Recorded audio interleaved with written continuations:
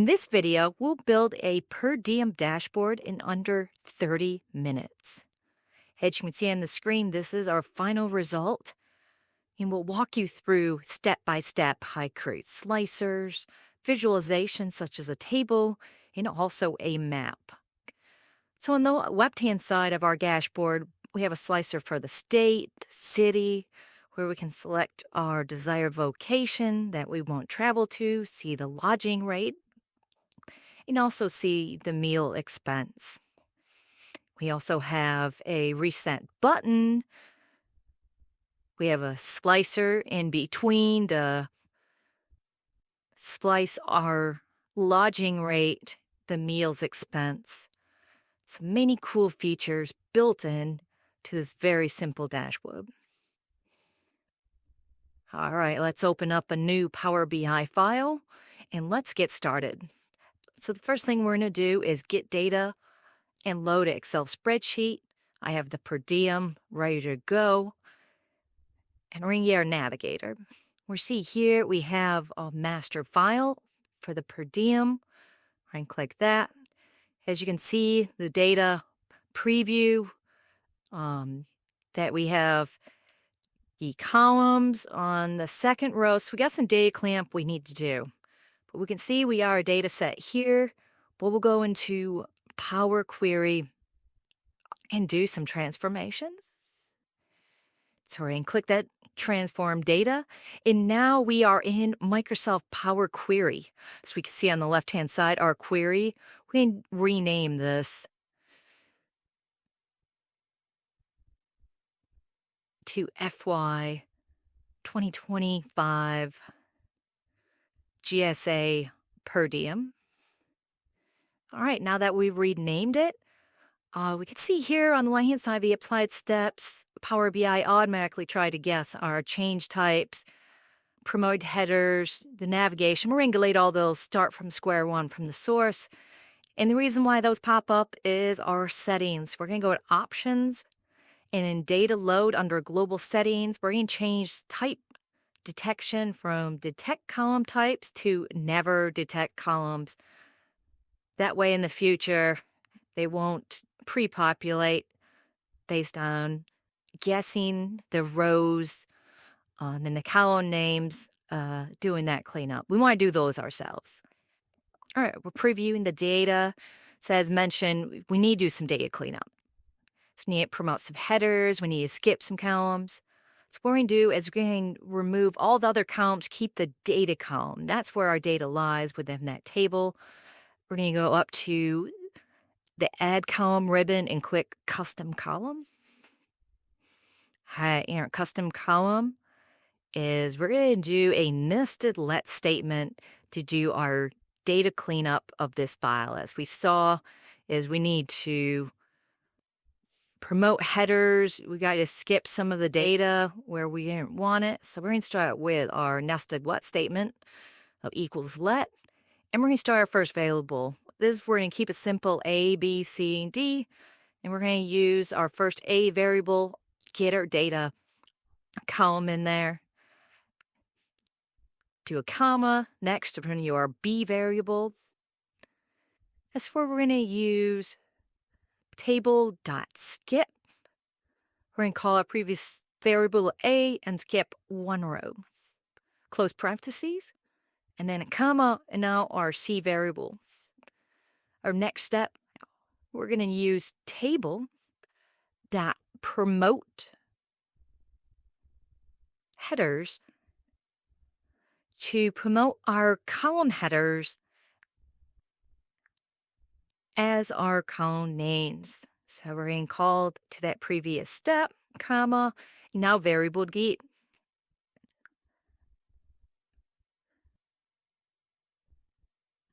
We're going to use table.skip again. We need to skip one more row to get all our data that we need for this data set. So we're going to do table.skip, variable C, skip one row. Now in variable E, we're going to use list.select table.column. and then call to the previous variable of D, and we're going to get where each text starts with the text of column. And the reason we're doing this is we want, in our next step, to remove anywhere where columns was mentioned, because these were blank columns, no data in there. So this is a way that we can remove these columns, make it dynamic, so we don't have unnecessary data. So our last variable, F, we're going to use table that remove columns, and we're going to call to variable D and E. All right, our last statement, we're going to close up our nested let table, and we're going to put in, and then our last variable of F. All right, so now that we have our nested table, we're going to click OK. And we can see it adds our custom column. So we're going to remove that data column. We no longer need it, and we're just going to keep in our custom column. Now that we have our custom column, we are now going to create a new applied step. Go to the FX bar, and we're going to expand this data.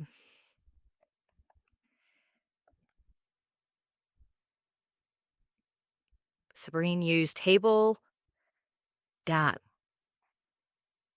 column names.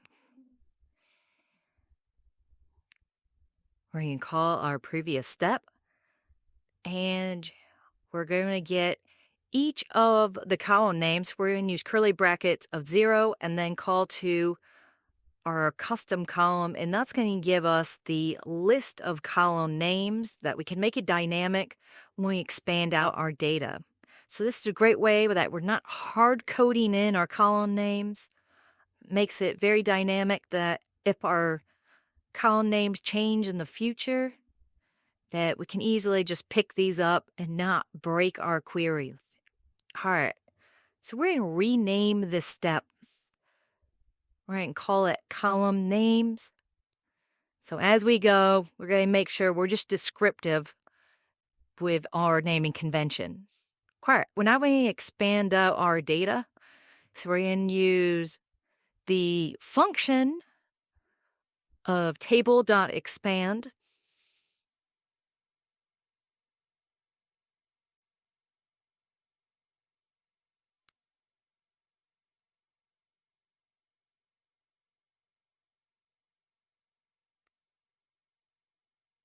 All right, so we're trying to use the IntelliSense. We're using table.expand, table columns, and we're going to call to the step remove other columns 1.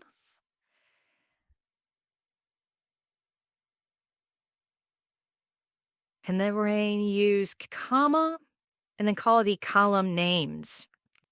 So this they allow us to expand out all our columns from this column names list that we can use for our dashboard.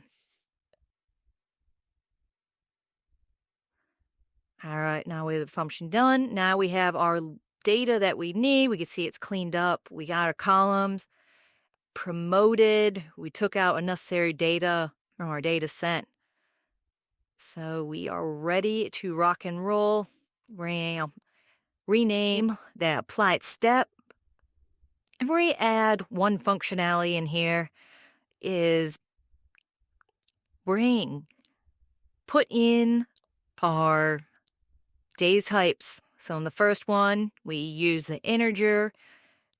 And for these next columns we're going to use text. So these are text columns that we want. So we're going to go in and change the data type to text. No longer it's going to be a wildcard. This keeps our performance moving good for this data set. And for the last two, for the lodging rate and the meals, we're going to change this to a fixed decimal number. So we type for our GSA per diem query. Next, we're going to add a index columns where you'll add column from 1. So it's going to start the numbering from 1 instead of 0. So we can see here, we're going to keep our data in the exact order. So when we get to the dates, we can see that the government fiscal year starts on October 1st. So this can keep the dates in order for us to use in our table of our visualizations. So this is a handy way, index our data, keep in the order that we want. So now we're going to close and apply our data into Power BI. So we're no longer in Power Query. It loads, no errors. That is excellent. So on the right-hand side, we can see our data have loaded. We go in table view, just preview our data real quickly. We can see the cities, the states, and we can see also the relationship view. So then we got one query in here, so we're back to report view. So let's go back to what visualization we're going to create. We're going to create some slicers. We're going to create a table and also a map. All right, so we're our blank canvas. And we're first is going to build out and make our dashboard pretty. So we're going to add a shape, adds just a background for our slicers. All right, so we're just going to expand, going all the way to the bottom of our dashboard, that rectangle. Make it a little bit wider, and then we're going to go into the format, the shape. All right, so under style, I'm going to change the color to a lighter blue. So we're going to use that first lighter blue shade for our dashboard canvas. All right, next we're going to add in our dashboard title. So we're going to go to the insert text box. We're just going to drag that over, kind of just fit it within our rectangle. Hi, we're going to add our text. So we're going to call this Per Diem Dashboard GFY per government fiscal year 2025. Hi, next we're going to make the text a little bit bigger so it's easier to read. So we're going to change this to a 16 font, make it bold.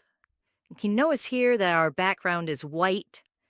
And we can also see is the rectangle is in front of our text. We want to change this. We want to push that rectangle box to the back. So we're going to hold format and then send to back. So now our text is in front. We can view it. Then we can change that background. So we're going to go to General Effects. You change the background color to the same as the light blue. So now it blends in. We're going to change that from black to white. Keeping with our dashboard theme of kind of light blue with white font. All right, we've added our title to the dashboard. Is now we're going to add in our slicers. All right, we're going to go to our visualizations and click on Slicer. Okay, and we're just going to make this a little bit smaller. And then we're going to add in our data field. So for this one, we're going to use the state. Load that in. We can see, kind of list out each of the states. But we're going to use a drop-down box. So we got different slicer settings. So the style, vertical list. You have tiles and also a drop-down. So for this dashboard, we're going to use the drop-down feature for this slicer settings. All right, we're going to resize it to our left-hand navigator. Kind of line that up to be centered with our title. Next, we're going to change the background and also the slicer heading. So to go in the header, we can change the font color, the background to match that light blue. So we're going to change it to the lighter blue that we've selected. Now with the header, we're going to just change that over to a font color of white. Next, when I notice the values, so it's going to be those states. We're going to change those to white, make it bold, just make it pop out in our dashboard. What we can see here is the background color is white. So we can't see that font, so we need to change the background of our values to the light blue. Now it'll stick out, and you can easily see each of the states. All right, we're going to do Control-C, Control-V to copy and paste that slicer so we can easily recreate this for the destination. So the destination field column is our state. So we're just going to swap out the state for the destination. So this is just a handy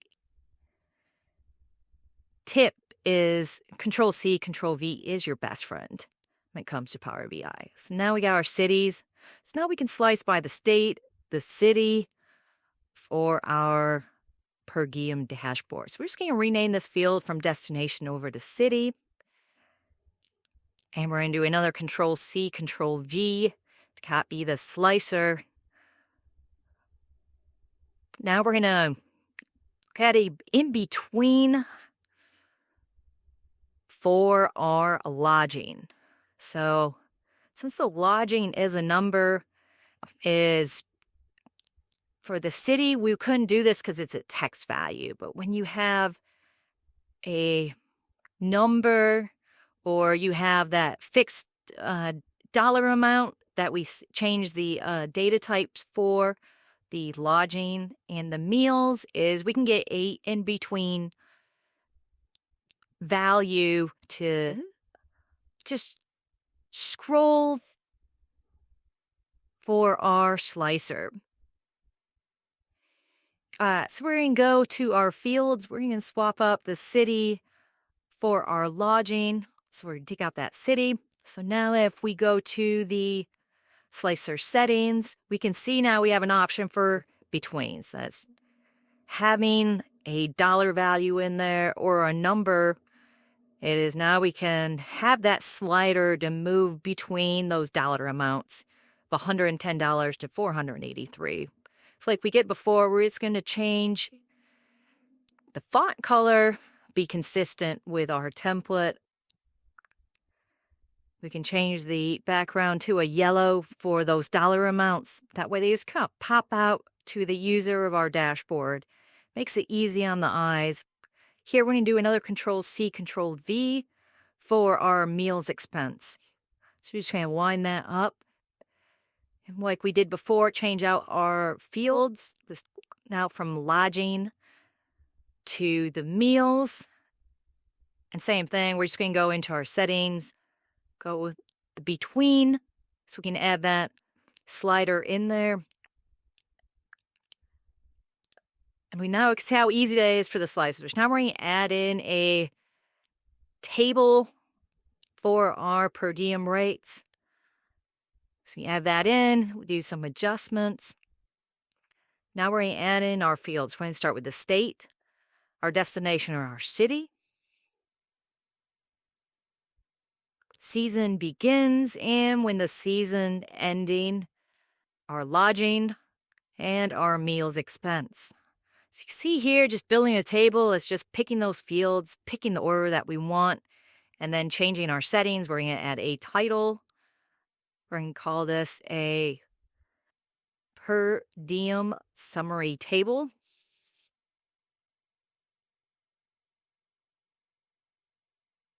We can change the background color to be consistent. It's a light blue, it's a far right. And then we can add a border, make it nice and round. So just like Apple, round design makes it kind of just pop out versus having a rectangle box. All right, so we can see the dates are in order. We can add in, you want to add in that index to keep those in order. We're going to change it from a sum of index to don't summarize, and then go to the index count and put that in order. So now we can see 1, 2, 3. Now we can see for the Gulf Shores of Alabama, those dates are in line with the government fiscal year of October 1st through February, March, May, June, July, August, September. It's nice order, but we can see by making it smaller, it changes our column size. So a awesome trick that we can go to is go to the column headers. And we're going to turn off the text wrap. And now that if we try to minimize that column, it just disappears. So we can keep that index in the background, but keep it in order. So now we have our dates in line with the government's fiscal year, starting with October, ending in September. All right, we're going to go into the effects, visual border, change the round corners to a 15. So we can see it's nice and round. All right, that's where I add in a map visualization. So we got our map visualization added to our dashboard. We resize it, make it fit to the canvas. And let's select the field of destination. And we can see with the destination is picking up that city name, but we got countries in Europe, which our information is with the 50 states. So it kind of picks up the UK cities in there. So we want to add in a column to our data set. That way it would pick up the United States by the city and state. So we're going to go into Table Tools, New Column, and we're going to call this Place. And what we're going to do is concatenate the city and the state to make our map feature to pick up the United States. So we're going to first step, select the destination column, do the and ampersand, followed by double quotations, comma, space, another ampersand, and then pick up the state column. So this will add in the city, followed by a comma with a space, and then our state. So here, Gulf Shores, Alabama, with a space in between. So now I have our place. We have our city, the state. So for our mapping feature, we can easily pick that up. So we did some data transformations within Power BI itself. So we can change the data category to a place. It's going to pick up the location of our data. So now we can drag in that place, and we can see now it's just picking up the United States, no longer in Europe. So let's just be mindful, know your data when we have to do further transformations. All right, now that we got the United States populated, right now we're going to just do some general cleanup like we would have. Adding in, just put a title, just add background color, but light blue, and changing the font color to white. So we can see a lot of building on a dashboard is formatting with the font, adding in our visualizations, and also clean our data up. I can add any columns that's needed, that we have multiple options. Could be Power Query, can be within utilizing DAX as well. So many options. It's just what's easiest for you for adding in that data.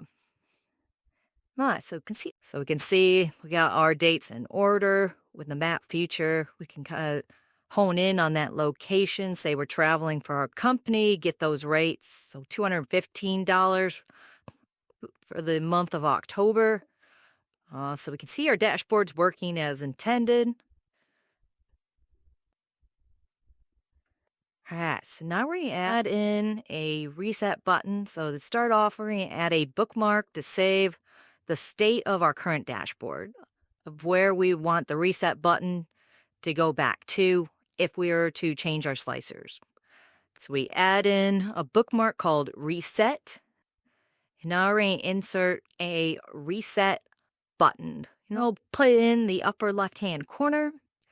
So now if you click that reset button, we've already changed the settings of this button. So format button, click on action, click on, and change the type to bookmark and the bookmark to reset. So now we have the reset button. We change our slicer back to Colorado. We select Denver for the city. We can see our data and say, all right, I want to get back to the original data set in our dashboard. Click the reset and back to square one. Thank you for watching this video, and we will see you next time.